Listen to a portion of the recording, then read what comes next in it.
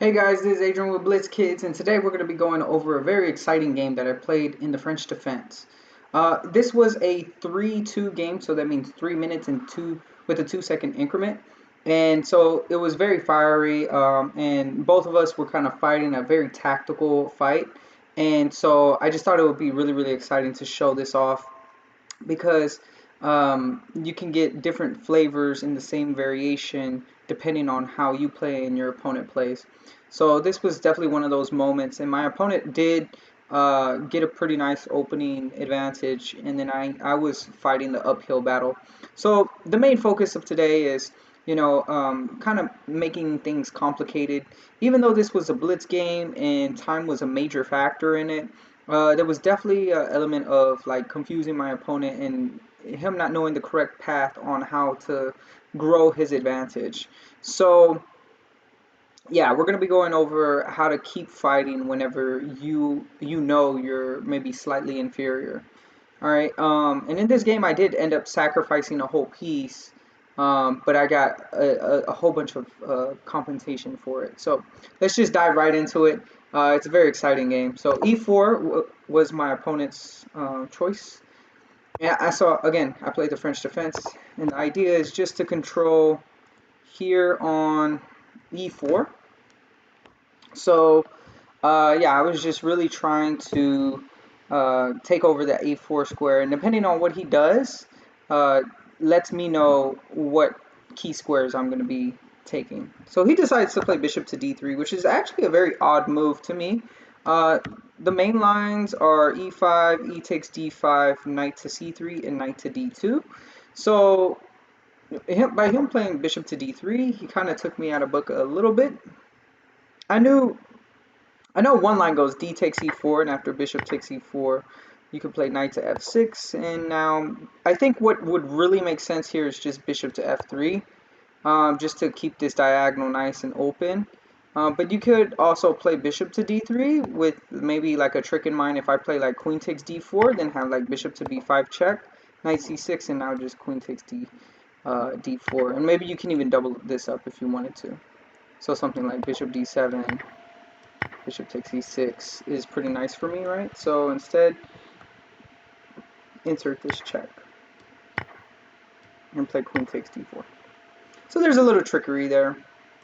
I decided to play knight f6, and the main reason is because I wanted them to capture, so I wanted something like e takes d5, and after e takes d5, we have a very common exchange French. So I was just trying to get back into my theory, and after pawn to e5, knight f to d7, I start to realize after knight e2, pawn to c5, pawn to c3, knight c6, that, okay, uh-oh, this is actually a little bit different. Now with the bishop on d3 instead of having, let's say, a knight on d2, now my opponent has some options that he didn't have before.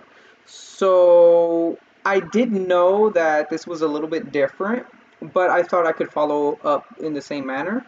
And so whenever my opponent played bishop e3, this is whenever I had a choice. So my initial thought was, okay, make this bishop actually look a little silly with c4, and there will be no point for the bishop going to e3. It's just a bit reserved. And after c4, hitting tempoing the bishop, let's say the bishop goes back, maybe I can have b5, b4 ideas, and just expand on the queen side. And I think this is a very natural way to kind of go in this position. But I actually chose c takes d4. And after c takes d4, pawn to f6, I realized that, well, I was trying to put pressure here with both of my knights. So I'm just trying to communicate with my knights, communicate with my pieces through my pawns. So I'm just really trying to help my pieces out with my pawns. And so by playing pawn to f6, I thought I was doing myself a service by almost forcing my opponent to capture here on f6, and then knight takes f6, and then again we get into something that is relatively familiar in a Tarrasch variation. I end up playing like bishop d6, castle queenside, and so on and so forth. Uh, but to my surprise, my opponent can play pawn to f4, and under normal circumstances, this is not really allowed. This is not a good move in like some of the Tarosh lines where like there's some tactical tricks if he's not careful. But with the bishop on e3 supporting both f4 and d4, I mean this is just a very solid structure. And I mean right now he's not really trying to do anything. All he's trying to do is maybe castle and then start expanding here on the king side. And he has this bishop bearing down over here on h7, so I don't know how useful this f6 move is. All right, and we're going to see this actually gave me trouble in the game. So the computer, it suggests, yeah, I looked up, so I kind of reviewed this with the computer before analyzing. So there is a couple of suggestions. Just ignore those arrows. This one in particular is pretty interesting. I wanted to go over this line because this is a completely original new way of kind of thinking of this setup. I could have went for more of a solid setup like bishop to e7 and after something like castle, castle, pawn to a3 just to watch out for knight b4 ideas. You can see that this is coming. You just play knight b6, knight d2, and yeah, with pawn to a3 here now, this knight c4 option is going to look very tasty. And so my opponent will very well play knight to d2 and deploy that knight to watch over this square here. And now rook to c1, and now pawn to f5, and just really, yeah, he's taking the c file, and I want to do the same, but I want to go ahead and close this up and close the center with f5. So I thought that this structure was actually fairly interesting and worth noting, and white has a pretty decent advantage here. There's a couple of moves like rook to c8, and then yeah, like if he captures here, that's, you know, I got to protect it, and if he pushes forward, it doesn't really do him good, because like if he pushes forward, then he's just kind of closing off his rook and his bishop, so he's treating him very poorly there. So he should definitely take here if he, you know, wants to open lines up and continue his attack. So queen e8, very good move. And this is kind of the end of the line after rook f2. You know, both players can play, you know, in different ways. So, but you can tell that white has the pawn lever, so he'll be the one actually doing the attacking. All right, so let's go back and let's see. So we have pawn takes on e5, and he just recaptures. And again, this isn't really loose. Like I can't play like knight takes d4 ideas. And usually there is an idea where I can do that. Like if the bishop's back over here on its home, if knight takes d4, and then we have, let's say knight takes d4, then I have like this nice queen check, which forks the king and the knight. But again, this bishop's on e3, so it's different. And anytime your opponent gets you out of book, hey, that's what you got to think about. You got to think about, okay, what are they doing that they aren't doing in the original line? And what are maybe some good things and bad things about this move? Alright, so I played bishop to b4 check. I'm just trying to develop my pieces and hurry up and take away the f file. So knight c3, castle, and okay, now I feel good that I have that. But now after queen to c2, we can see that this is actually pretty annoying. But I did have a trick up my sleeve. That's why I played king to h8. And again, this is a 3-2, so I'm kind of playing a little tricky here. The idea is now if he plays bishop takes h, now I can play check, and after pawn to g3, then I can play queen takes h7, and we have two. I won 2 points. So going back, my opponent played g3, and I thought this was pretty clever because now I felt like I was struggling to actually protect this pawn here.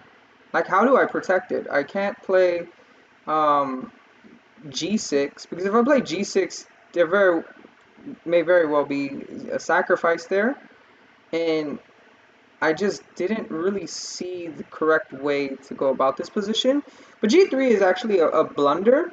Um, it says better was just castle queenside, and now again you block the threat of this check and pick it up here, and so now this is a big threat now, and just win the pawn, and at the same time you get your king to safety. So you want to kill two birds with one stone here.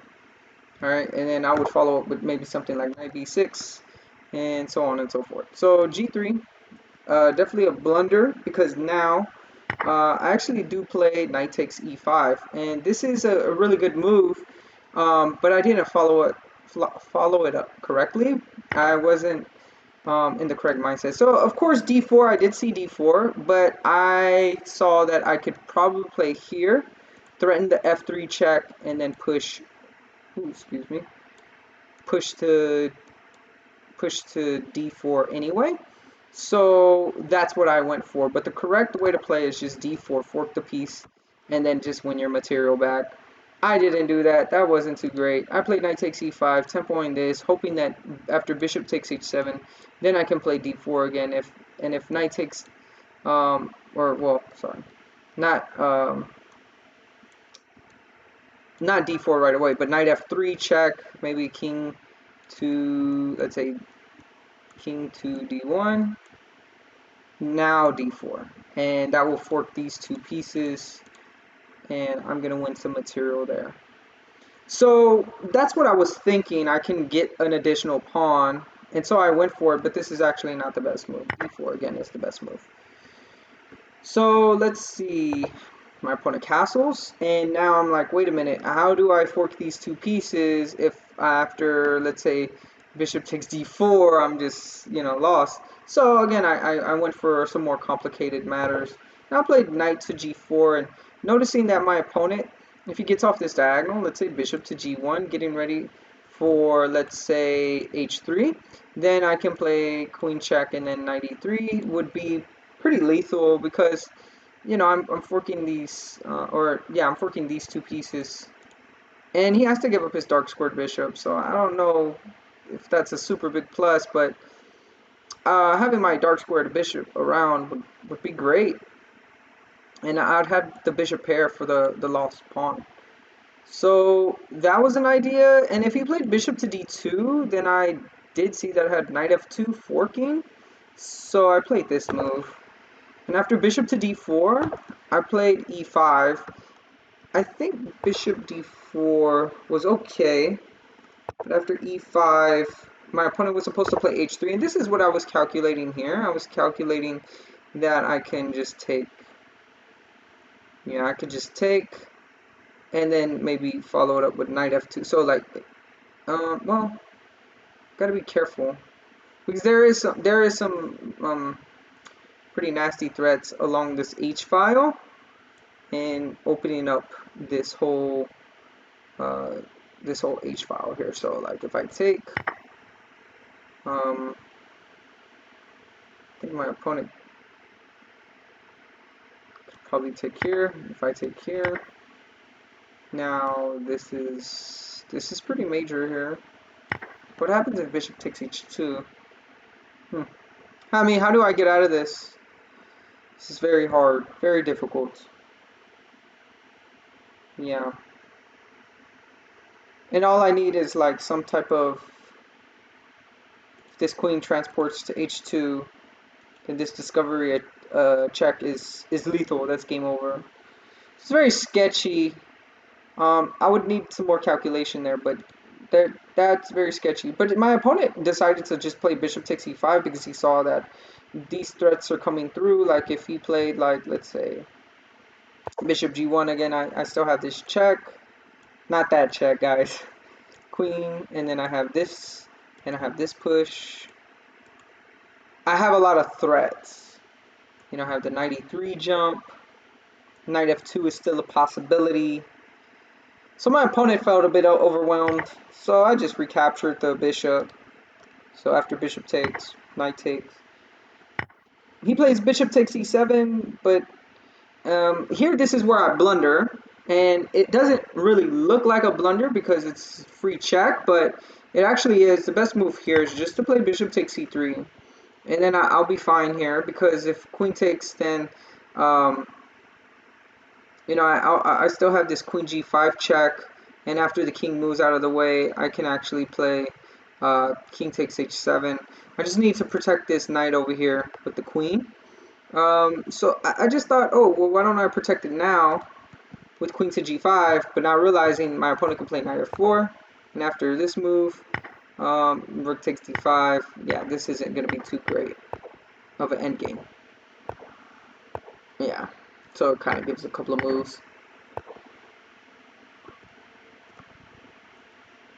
I mean, I should be okay. Yeah, I'm threatening here, which will then fork these two pieces. Whoops, and also attack on f4.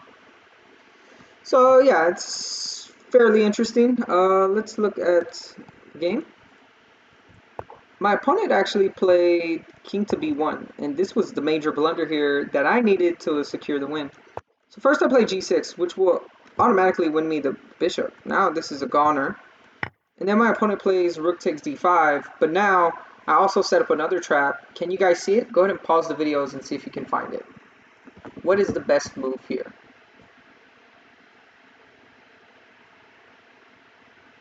Alright, so the move here is bishop to f5, pinning the queen to the king. And this is pretty much game over. So he plays rook takes, and after bishop takes, check, king here, queen takes. And then this is also still going to drop. This is going to drop as well. He decides bishop takes g6, but then after rook here, I'm just blitzing these moves out.